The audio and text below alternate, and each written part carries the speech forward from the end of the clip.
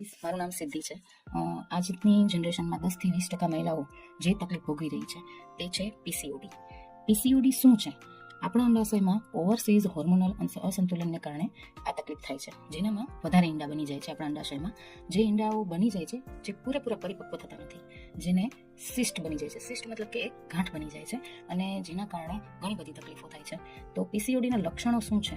તો વાળ ખરવા, વજન ખૂબ વધવું, સાથે સાથે ગર્ભધારણ કરવામાં આપણને તકલીફ પડે, અથવા તો અનિયમિત પીરિયડ્સ, પિમ્પલ્સ થઈ જવા ચહેરા પર, આવી બધી સામાન્ય લક્ષણો છે એમના.